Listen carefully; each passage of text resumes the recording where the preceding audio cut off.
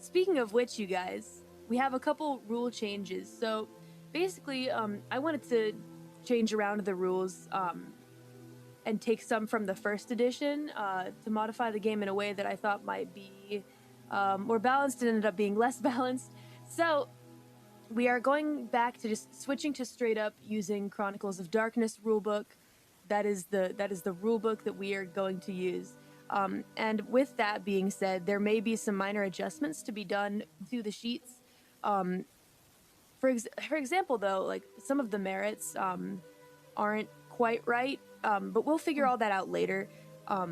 It's a little bit different. For skill specialties, I still stand by the homebrew rule that I want you guys to just have fun and choose whatever skill specialty you like, to just be creative. So that's not changing, but there is one big change, you guys, and it's that we're not doing the difficulty anymore. I'm not going to sit here and think about what the difficulty of a roll will be.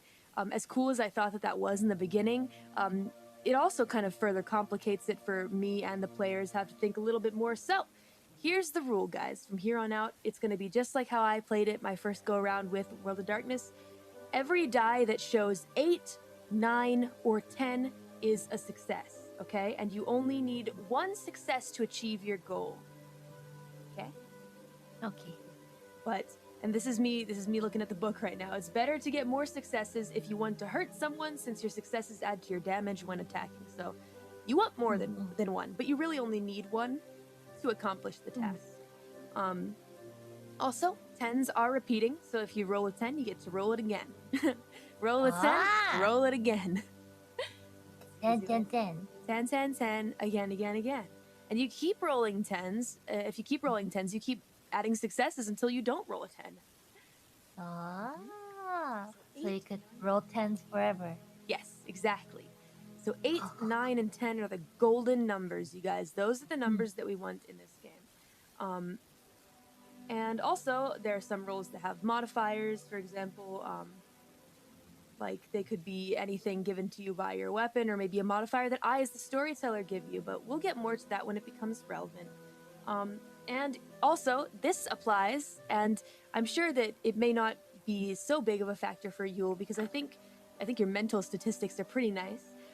But if your pool drops below 1 die, which means, for example, you end up with less than 1 dice. So say that you're trying to do a crafting roll, but you have no dots in crafting. And you only have, let's say you're trying to make it in the moment, so you would use wits, and your wits is only 2.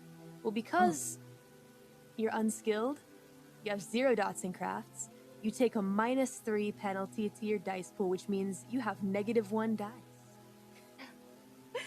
So obviously you can't roll -1 dice, right?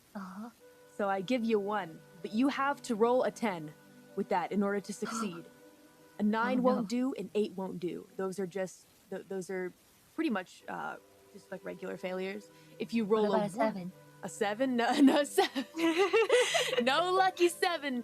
The 7 is not necessarily lucky this time, you guys. It's got to be a 10. And you don't re-roll it. Okay. You don't re-roll the 10. You just get the 1. And if you roll 1, if you get a 1 on that chance die, it's a dramatic failure, which means you're gonna have a really bad time. She has to roll something. You can't roll -1 dice, right? So we give Grandma 1 die. It's a pity die, all right? She has to roll it. Now, in this situation, because she only has 1, and because it's 0 or below, maybe just below 0 is fine. Because that roll is below 0, it's treated differently. Her result is treated differently as like a normal roll would be. So Grandma needs to get a 10 to succeed at this. If she doesn't get a 10, she fails. No pressure, Grandma. If she gets a 1, here's what happens. Here's what happens if Grandma gets a 1. Grandma realizes that she forgot to reload her shotgun the other day. So she loads up her shotgun while she's trying to simultaneously search for this thread for a knit scarf. And accidentally, the gun goes off, shoots the computer, The computer explodes into bits, falls out the window, hits someone on the head, somebody dies. Grandma rolls back on her chair, falls over the banister, breaks 3 ribs, has to go to the hospital, and she doesn't get her knit scarf. It's rough for Grandma. Oh my god. It's called a dramatic fail, so be sure that you watch out for those. Yeah. Yeah. That doesn't sounds sound rough. good. Yeah. Poor Grandma. Doesn't she have a grandson to help her out? What the hell? Maybe that's the happy end to the story. Like really bad.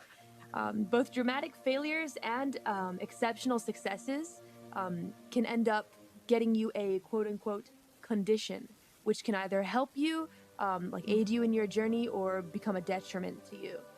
So, yeah, stay vigilant and keep that in your mind. We're gonna do some test rules, Ina, but first, before we do that, we gotta show your.